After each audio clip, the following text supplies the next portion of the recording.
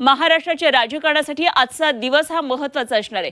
Supreme कोर्टामध्ये 3 महत्त्वाच्या विषयांवर सुनावणी होणार आहे। यामधून राज्याच्या राजकारणाची दिशा बदलू शकते आणि त्यामुळे याकडे राज्यासह संपूर्ण देशाचं लक्ष असणार आहे।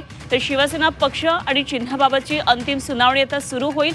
सोबत राष्ट्रवादी पक्ष आणि चिन्हाबाबत सुद्धा सुनावणीची शक्यता आहे। तर 50% आरक्षणाची मर्यादा ओलांडलेल्या झेडपी निवडणुकीबाबत सुप्रीम फैसला आज येणार आहे आणि या निकालांवर राज्यातल्या 20 झेडपी निवडणुकांची ही दिशा ठरणार आहे।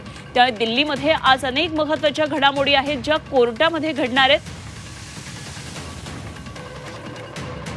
तर पुढे शिवसेनेसंदर्भात महत्त्वाची बातमी, शिवसेना पक्ष आणि चिन्हा प्रकरणात सुप्रीम कोर्टातल्या सुनावणीचा मुहूर्त अखेर ठरलेला आहे आणि सुप्रीम कोर्टाच्या कामकाजाच्या यादीमध्ये या प्रकरणाचा उल्लेख आहे 21 जानेवारीचा। त्यामुळे आज आता या प्रकरणावर सुनावणी पार पडेल। सोबतच विधानसभा अध्यक्ष राहुल नार्वेकरांनी एकनाथ शिंदेंसोबत गेलेल्या आमदारांना अपात्र न केल्यामुळे सुनील प्रभूंनी दाखल केलेल्या याचिकेवर सुद्धा सुनावणी होणार आहे। यासह राष्ट्रवादी काँग्रेस पक्ष आणि घड्याळ हे चिन्ह या प्रकरणाची सुनावणी कोर्टामध्ये सोबतच पार पडेल आणि याचबरोबर अजित पवारांसोबत गेलेल्या आमदारांना विधानसभा अध्यक्ष राहुल नार्वेकरांनी अपात्र केलेलं नव्हतं आणि त्याबाबत जयंत पाटील यांनी याचिका दाखल केलेली होती। तसंच नागालँडमधल्या आमदार अपात्रता प्रकरणात सुद्धा सुनावणी आज होणार आहे। तर सरन्यायाधीश सूर्यकांत यांच्या पीठासमोर ही सुनावणी आहे। त्यामुळे आज आता कोर्ट या संदर्भात काय नेमका निकाल देतं याकडे सगळ्यांचंच लक्ष लागलेलं आहे। की देवतेचा अंतरात्मा जागा होतो बरं का, आतला आवाज जो असतो ना तो जागा होतोय आणि संविधानाची किती बूज राखली जाते हे उद्या आम्हाला कळेल। न्यायाधीशांचं एकूण कल असं आहे की 2 दिवसात अंतिम सुनावणी पूर्ण करून चांगली गोष्ट आहे, निकाल चांगली गोष्ट आहे, चांगली गोष्ट आहे। आम्ही त्याचं स्वागत करतो। नाही, मी आता काहीच सांगत नाही। आम्हाला खरं म्हणजे आम्ही याचिका दाखल केल्यावरती पहिल्या 2 महिन्यातच चिन्ह मिळायला पाहिजे होतं। अत्यंत बेकायदेशीरपणे एकनाथ शिंदेच्या बेकायदेशीर पक्षाला 4 महत्त्वाच्या निवडणुका चिन्हावर लढू दिल्या, हे संविधान विरोधी आहे। बाळासाहेब ठाकरेंचा पक्ष बरं का कोणातरी आयऱ्या घराच्या हातात देणं हा महाराष्ट्राचा आणि मराठी माणसाचा अपमान आहे।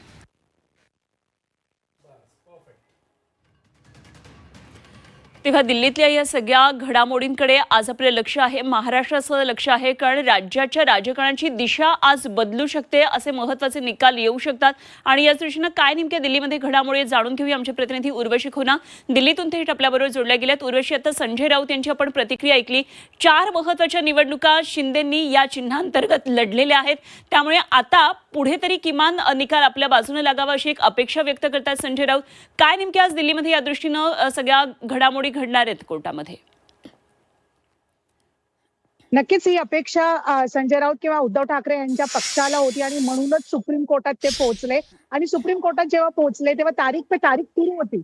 मुळात आता मुहूर्त जेव्हा निघाला आहे त्या 11:30 सुमारेस जेव्हा ही सुनावणी जी आहे सुनावणी किती वाजता ऐकली जाणार ते एक अंदाजा दिला जाणार। न्यायाधीश जे आहे ते कोणत्या वेळ देणार आहेत, कारण की आज मोठ्या प्रमाणात आर्ग्युमेंट होणार आहेत। 6 तासांसाठी हे सगळे जे आर्ग्युमेंट्स आहेत वेगळे पक्ष आपला मत ठेवणार आहे आणि त्यानंतर कोर्ट आज निकाल देतो किंवा उद्याला जे राखून ठेवतो हे बघणं गरजेचं असेल। नक्कीच या 6 तासांच्या आर्ग्युमेंट्स मध्ये सगळ्यांनी आपले वेळ मागितले आहेत। कोणी जे आहे 1 तास मागितला आहे तर कोणी 3 तास मागितलाय आणि या सगळ्या आर्ग्युमेंट्स मध्ये नक्की काय ठेवलं जातं कोर्टांसमोर ते बघणं सुद्धा गरजेचं आहे। बरोबरच इतकंच नव्हे तर ह्याबरोबरच राष्ट्रवादी पक्ष आणि चिन्ह आणि अपात्रताचे दोन्ही म्हणजे राष्ट्रवादी आणि शिवसेना हे अपात्रता आमदारांचे दोन्ही केसेस जे आहेत आज सर्वोच्च न्यायालयामध्ये ऐकले जाणार आहेत। मुळात म्हणून सगळं लक्षात सर्वोच्च न्यायालयावर आहेत, कारण की एकामागे एक जे आहेत हे सगळे केसेस एकत्रितपणे ऐकले जाणार। मात्र या सगळ्यांची एक जी क्रोनॉलॉजी आहे ती वेगळी आहे।